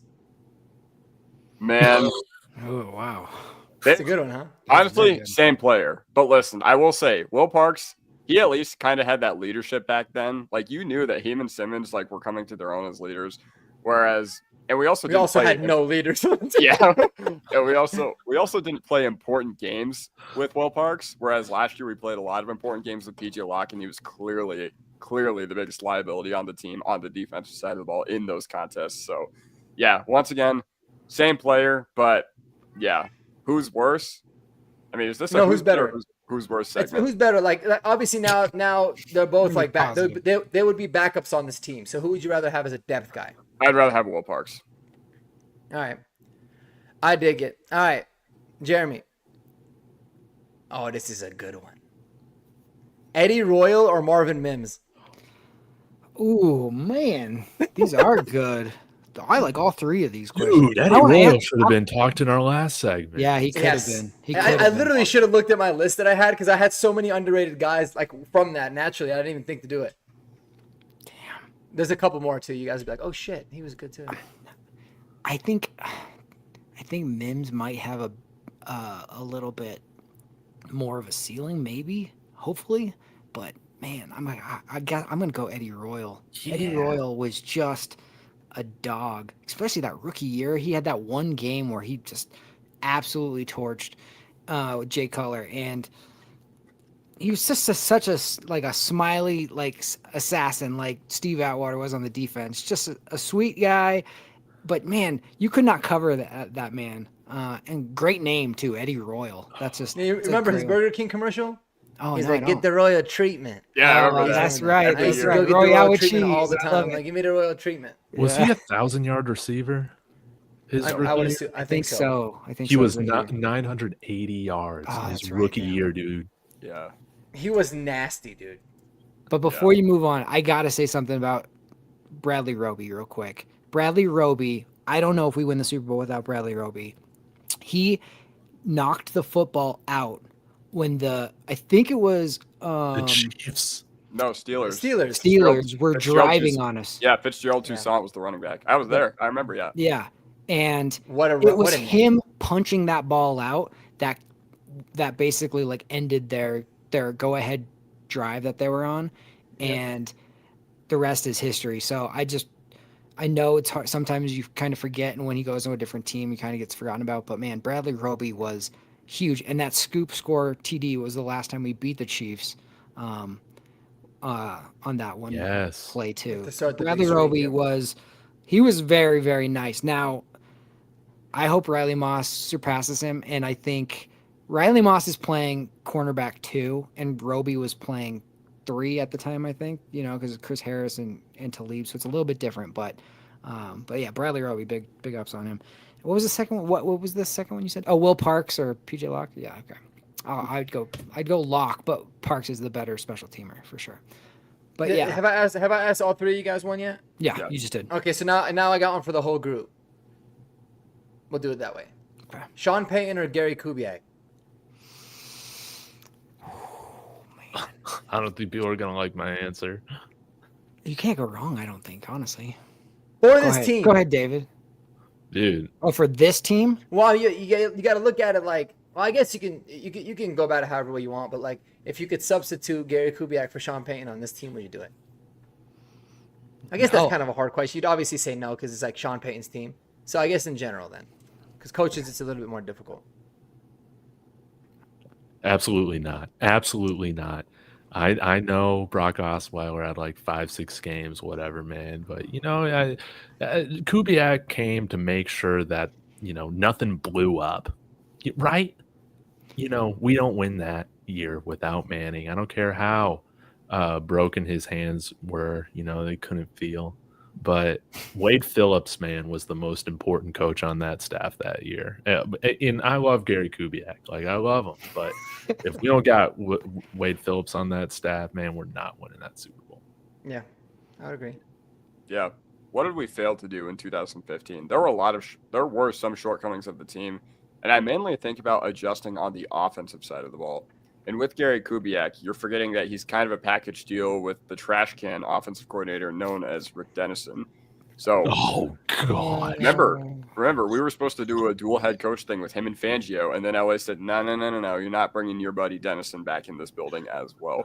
So yeah, if there is anything you can critique the 2015 team on, it's that they were very slow to adjust, and we have seen that Sean Payton might be one of the best coaches in the NFL at adjusting. So for this team, I'm not going with the pistol offense. I think that offense is just way too gimmicky. I think we need something with a little bit higher ceiling. And yeah, once again, we need a coach who will adapt. Now, Kubiak kept the team together, won a Super Bowl, kept us, our head on straight through all those important games. And Sean Payton has not shown the ability to do that yet, but I think he will. I think he will this upcoming year. And yeah, I'd rather have Sean Payton. Man, I love Gary Kubiak personally. Now, does he have problems? He's got a bad ticker when he's the head coach. Same kind of stuff Harbaugh's going through. I don't think that was real. Oh, it's 100% real. It happened to him in Houston, and then it happened to him here. So I totally think that's real. Are you talking about Harbaugh? Or are you talking about? No, well, did he actually? I remember he had that sideline incident, but did he actually have a stroke, or did he just say that was the reason he left? Because I always felt like he left and used the medical as as an excuse, but it's because him and Elway just butt heads because he didn't want Paxton Lynch. Probably both. I mean, it definitely was. Maybe Paxton Lynch should fuck his heart up. yeah, that would do it to anybody. Let's be honest. But Gary Kubiak, he was he had to press every button so perfectly that season to navigate with the way Payton went down, and then to bring in Osweiler, but then also to bench Osweiler, to bring Payton back in. It was a real it was sailing through the Bering Straits or whatever. It was rough waters there for a while, and he navigated through it and he got it done. I honestly don't think. You can. It takes everybody. You can't. You don't want to put Wade over anybody. You don't want to put this. But Gary Kubiak was. We don't win a Super Bowl without Gary Kubiak. You saw what happened with Peyton Manning the year before with John Fox. It was one and done against the Colts. So for us to go through that. It was a murderer's row, and the script he came up with to beat the Patriots in that AFC Championship was masterful. Now. That being said, Sean Payton is just a totally different personality. Sean Payton is the leader, and he is that general that you're oh my gosh, that's, one's a player. They're both kind of players coaches, but Sean leads with a little more fear than Gary Kubiak did. You feared Peyton Manning with Gary Kubiak. Yeah. You needed a Peyton Manning to be paired with Gary Kubiak. You can't have two nice guys. You have to have somebody be kind of the bad cop. And Peyton Manning would do that, the bad sheriff. Now on this team, Bo Nix can be the nice leadership guy, and Sean Payton's going to be the guy that scares people. So for this team with Bo Nix, Sean Payton. But yeah, that's not to diminish Gary Kubiak at all. But he's loyal to a fault. And that's a weird thing to say, but he's a better man than he is a football coach, and he's a really, really good football coach. Mm-hmm. I hope him and Elway are friends again. Me too. Have you guys all answered it? Did you go, David? You did, right? Okay. Yeah. Oh yeah. I do have 4 more, but I'm just gonna save them for next week because we're gonna go way over on time if we do those. So I have 4 more for the who's worse though. So I had 8 for both. This is gonna be fun. You guys, those are good. I love those. Those are really good. I'll ask you guys individually, and then we'll do a 4th one for the whole squad. Okay? Dude, that sounds great. Yeah. And it's such a perfect segue. It's like sometimes I feel like me and Kodiak are always on the same page. And I swear to God, I obviously had no idea what I wrote and vice versa. I had no idea what he was going to say. But Kodiak, who's worse, Rick Dennison or Pat Shurmur? That was one of my questions. So you kind of put it out there. I think David will be able to help me out with this one because Dennison won a Super Bowl as our offensive coordinator. Whereas Pat Shurmur, what did we see with Pat Shurmur? We saw 2019, it looked like Scangarolla's offense was on the up and up. It looked like Locke, Sutton, Fant, Right. dudes. Yeah, exactly. It looked like all those guys were on the up and up. Reisner, too. And then Pat Shurmur comes into the building, and it's just like, we got nothing. It's just like all of our... I mean, look at Shador. Shador went from being the number 1 pick to the 5th rounder, bro. Yeah, literally. You want to know why? Because they asked Pat Shurmur, what NFL quarterback does Shador remind you of? And this dumbass said Daniel Jones. Oh, my goodness. Yikes. No way. What? Hold on. He's still the OC there? What? Is he still the OC at NCU? Yeah, but my prediction on my Buffs channel, I've said this a couple of times, I don't think he makes it through the season because we got Byron Leftwich there. And Byron Leftwich actually called the Super Bowl winning offense. Yeah. So true, but Yeah, but he said, reminds me of Daniel Jones. It's like, dude, you're doing him no favors. Way to hype up your boy. Yeah, way to hype him up. Daniel Jones. What a dummy. What a dumbass. So are we saying Pat Shurmur's worse? Or what are you saying? Oh, yeah, Pat Shurmur's way worse. Dude, and like the incompletion line, that is just insane, man. Yeah, just got practicing incompletions. The incompletions. I'm curious. Actually, holy shit, I didn't even know Rick Dennison is still coaching, by the way. Who? In the U.S.? He's the run game coordinator for the Seahawks. Right now? What? Yeah. Wow. Dang. In 2025. But, I mean, has he ever called an offense like himself? I think he did. But that's because Clint Kubiak is at the Seahawks. Oh, yeah. He did. Rick Dennison actually called the offense one season in his career for the Bills in 2018. They finished 29th overall, and he was fired after 1 year. So that's cool. Right. Is that worse than Nathaniel Hackett or better? No, nothing is worse than Nathaniel Hackett. Nothing. Because we had the NFL's worst offense, I think, right? With Nate Hackett. It was like the worst offense since like 2000. Yeah, the worst offense since the 2000 Browns, right? Something like that. I remember at home, all the fans, you see them on Thursday Night Football just walking towards the exits while the game's going into overtime. What was it, 6-6 or like 9-9 or something? Yeah, my dad was one of those people. He was just like, we're not staying. We're just like, screw It's this. so brutal. Dude, that season almost made me quit being a Broncos fan, man. And I never even thought about that, Brutal. You know Pat Shurmur's bad when Alex says he's way worse than someone he identified as the trash can in Rick Dennison. But I totally agree. Rick Dennison was a Super Bowl winning special teams coordinator. Rick Dennison was a Super Bowl winning offensive assistant head coach or whatever he was when Kubiak won it.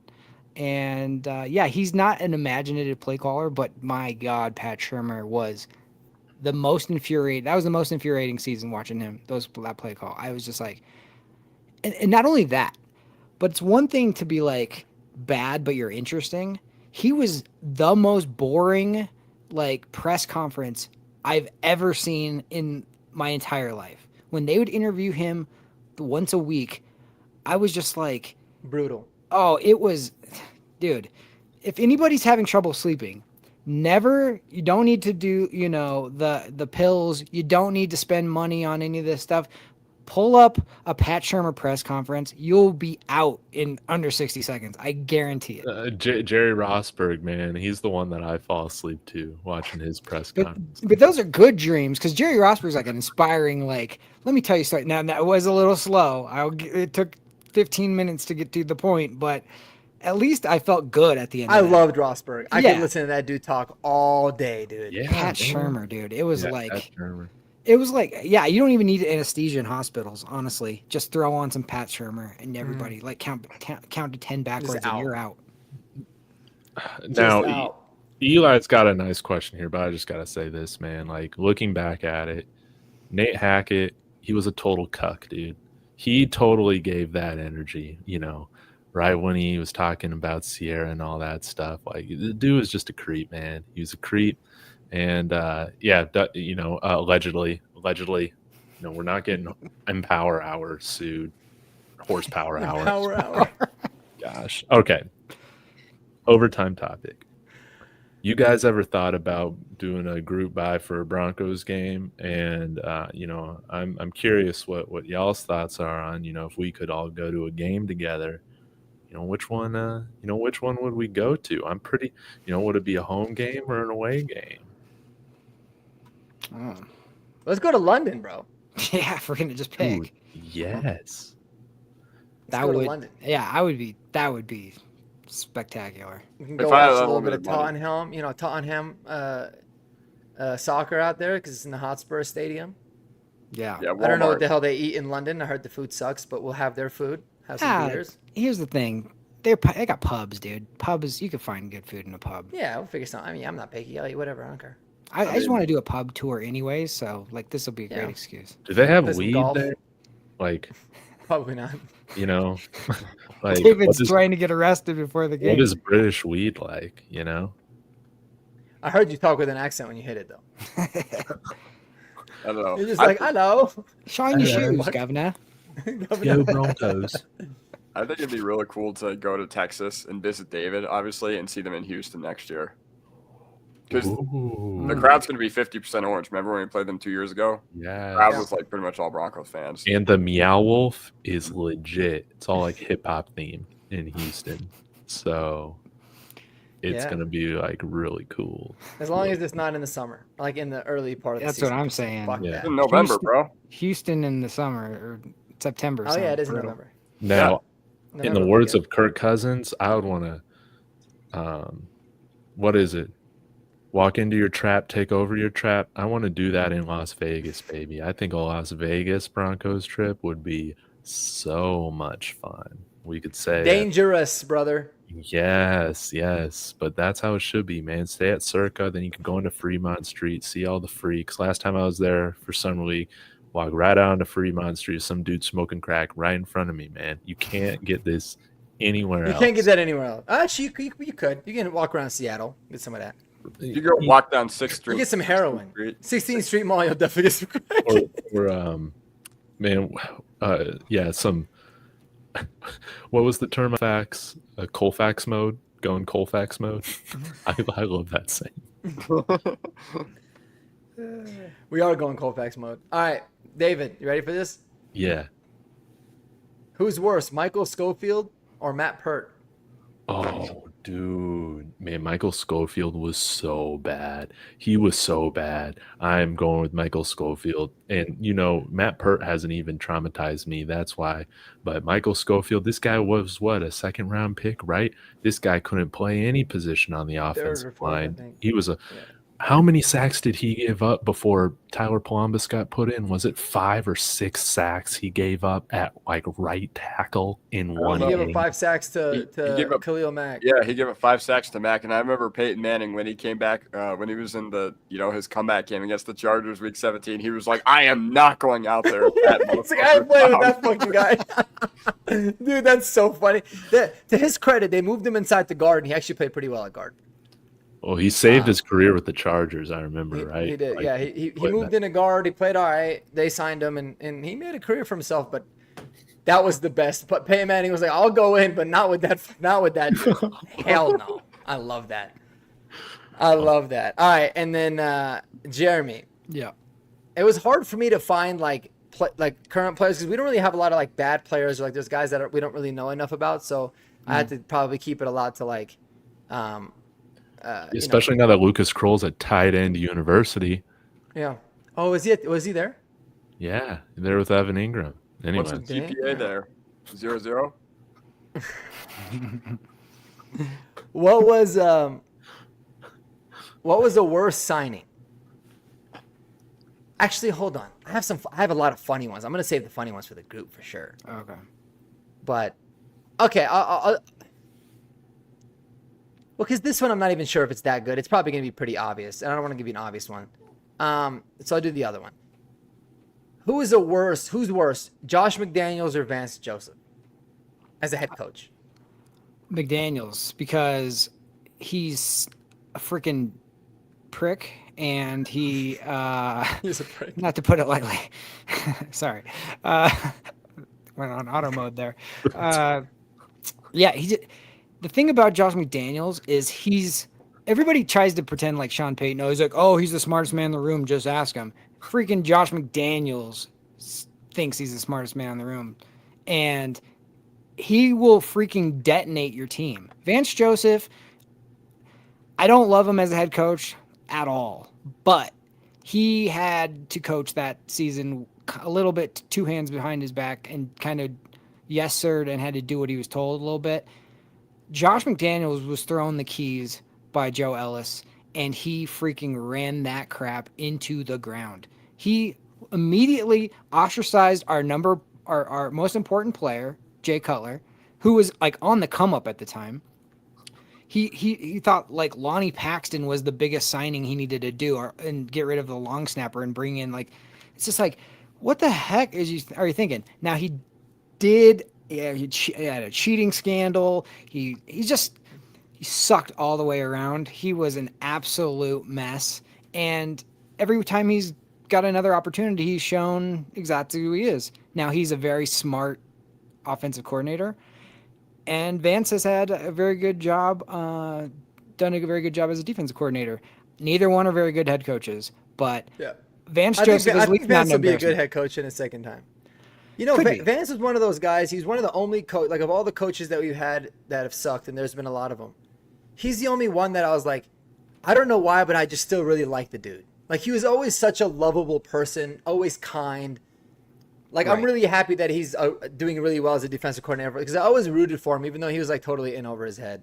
But that was one of those where, like, right when I asked it, I was like, yeah, it's probably not that close. Like, Josh McDaniels was pretty bad, but Vance Joseph as a head coach was pretty terrible too. I mean, he would have Von Miller drop back in coverage all the time. It used to drive me absolutely bonkers, dude.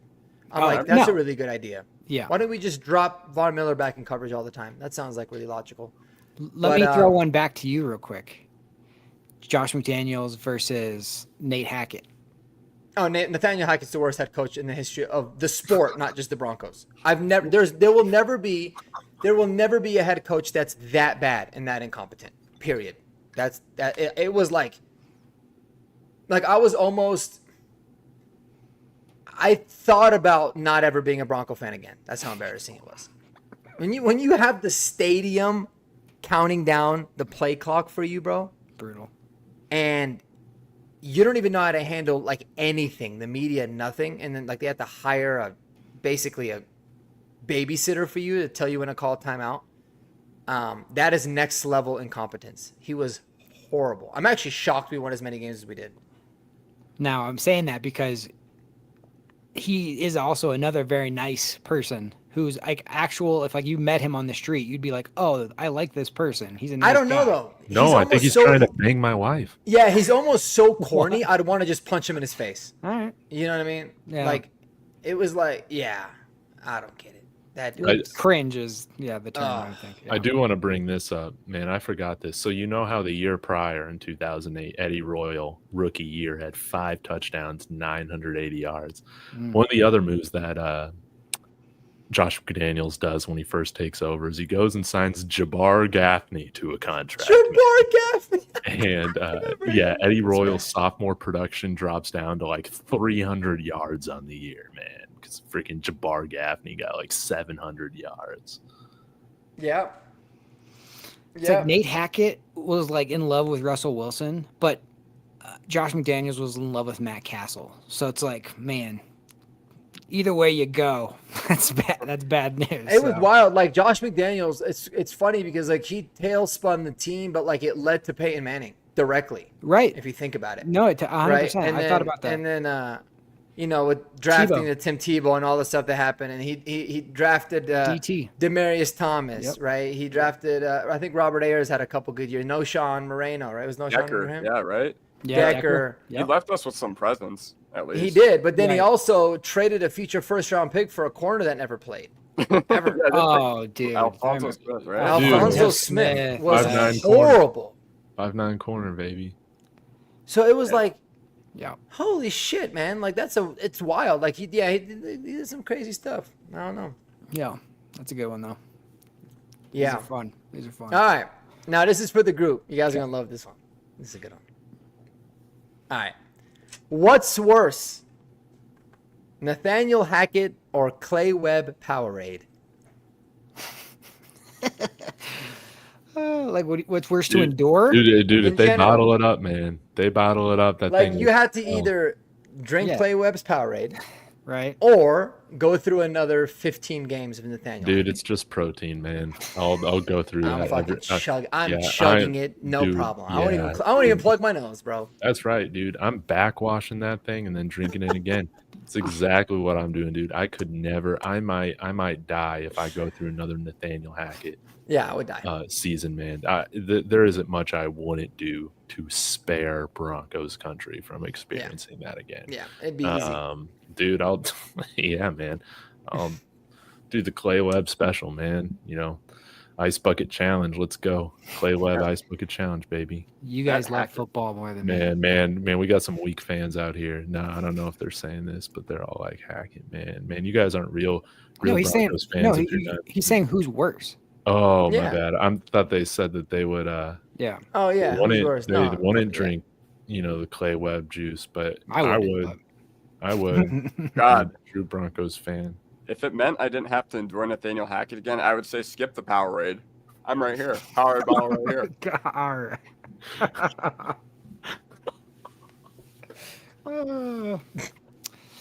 He's got the glasses on for it. Yeah. Shit, my eyes are protected. Open wide. It's like the dentist. Open wide. Oh, okay. Yeah, dude. Give us another one, Mark. You guys want? Yeah, you guys want another one? All right, that one was a lot easier than I thought it would be. All right, this is gonna be a tough one. This one I always go back and forth with. What was worse, the Super Bowl 48 loss or the Raheem Moore loss to the Ravens? Oh, I got this one for sure. The Raheem Morris, the Raheem game was worse because we should have won that game and we should have won the Super Bowl. At least, I mean, that Super Bowl sucked, but like it felt like God was against us that Super Bowl. We had to play in New York in the cold. The first snap goes over our head, and then we got trounced. At least we knew it was over, like, after the first quarter. You just knew how that game was going. Now, the Raheem Moore game, him waving your season goodbye as the ball goes over his head, all you had to do was just wait and make a tackle. Even if you don't make the pass breakup, just don't let the guy get behind you. That's very simple. I'm still mad about it. Clearly, I can tell, dude. that's the worst I can game. tell. That's not the worst. Fuck it. That's the second worst game in Broncos history in my life. And we've lost 4 Super Bowls in my lifetime, but the Raheem Moore game is only second to the Jacksonville game, which ended up leading to in 96 led to Right. Super Bowl 97, 98. That's the tough thing though. Like, okay, winning Super Bowl 50 made the Raheem Moore game a little bit better, but like, It made 48 dude, we could have three-peated if we beat the Jags. I know. Like, for sure, we would have three-peated. Well, and after the Raheem Moore, wasn't there like a minute or so still left on the clock, dude? Yeah, and we kneeled. With all 3 timeouts, I'm pretty sure. That's which- insane. Yeah. Yep. Well, it was like it was 4th and 2 at like the 50, and we punted it, I think. Yeah, it was something weird. No, there was like it was in best part. It was 3rd and 7, or maybe even 4th and 17. Dude, I swear to God, they were playing that game the other day on NFL Network. I didn't watch it.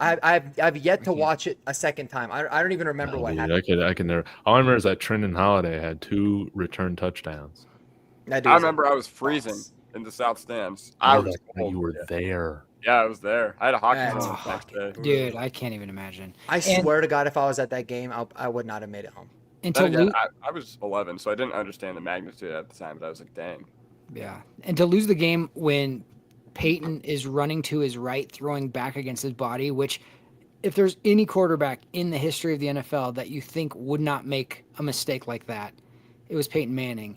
And he throws his one effort ball, maybe of his career, or one of the few, and to get that picked off was just like, that was one of the toughest losses I've ever swallowed. Like, that was, if we didn't win Super Bowl 50, if we didn't end up with Peyton Manning getting a ring, I would have a, I mean, that game still bugs me, but like, it would be way worse. Yeah, 100%. 100%. And the crazy part is we would have played the Patriots, who weren't that good, the following week, and it was 65 degrees, dude. I know. Just like every other Patriots AFC Championship game. Yeah. That's one of those ones, honestly, like the way that just I look at life, that I go, I don't understand this, but like for whatever reason, this is like meant for this to happen, and I don't know why. Like everything stacked against us. We shouldn't have lost that game. For it to go down the way it did and to lose that game and the cold, all that stuff. That's why when Super Bowl 50 happened and we won that, it felt like, okay, that's why. For the storybook walk-off Peyton Manning moment, Yeah. you had to make it, you had to up the stakes that much more because of Raheem Moore in the Super Bowl 48 before that. Yes. Thank God I wasn't married that year, bro. My wife 100% would have divorced me, dude. I was a mess for a month. I was so mad. An absolute mess. I called in sick all the time. It was bad. That game made me realize I probably need to get my priorities straight, dude, in my life. Probably just Like, need to I start- cannot let someone have control over me like this. Oh. Fuck that game. Yep. That's how I that feel. was horrible. Yeah. Well, guys, thank you for another Empower couple hours. Is Horsepower. that what we're calling it now? I always call it Empower Hour. Until they're a sponsor, it's horsepower. Yeah, Horsepower Hour. Yeah, Eli, Richie, Rich, Yes, Deanna, nice to see everybody, you thank guys. you so much, for being in here. Ladies. We'll be back next week with some more great questions from Mark and hopefully some other Russell Wilson drama to talk about. Until next time, guys, please be sure to smash that like and subscribe to everybody. Have a wonderful night and go Broncos. Go Broncos. Go Broncos, baby. Peace.